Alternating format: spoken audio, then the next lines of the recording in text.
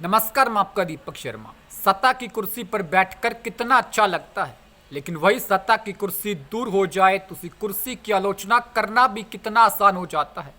4.5 साल तक जिसके बेटे द्वारा गद्दी की खुशबू ली गई, अब उनके पिता द्वारा उसी सत्ता की गद्दी से शासकों को खींचने की बातें कही जा रही हैं।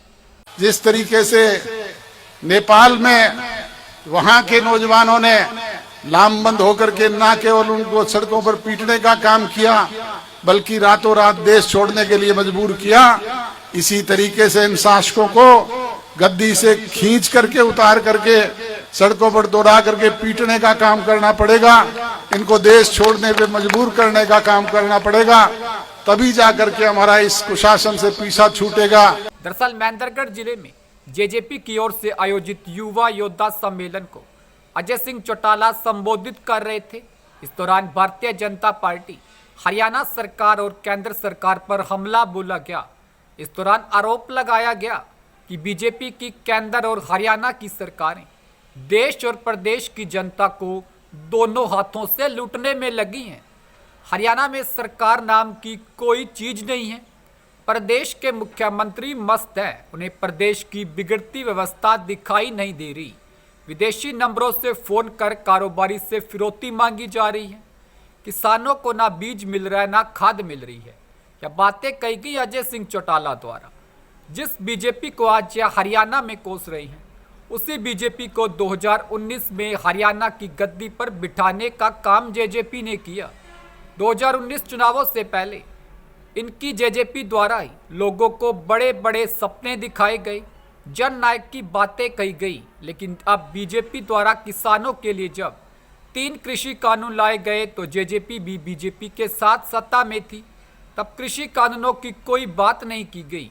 और आज यह बात किसानों को खाद न मिलने की कर रही है। 2019 के विधानसभा चुनाव में बीजेपी को यहाँ 40 सीटें मिली थी। इस बार के विधानसभा चुनाव में यह पिछली बार से भी 8 सीटें ज़्यादा जीतने में कामयाब रही। लेकिन जेजेपी ने अपना एक बड़ा जनाधार ही नहीं खोया, बल्कि एक युवा नेता की राजनीति पर सवाल भी खड़े करवा लिए। इस रैली में आरोप यह भी लगाया गया कि पूर्व CM Bhupendra Singh Hooda under table BJP के साथ हाथ मिलाकर काम कर रहे हैं। लेकिन सत्ता में आने पर किन सौदों के साथ राजनीति चलती है, यह बातें अजय सिंह चौटाला द्वारा नहीं बताई गई।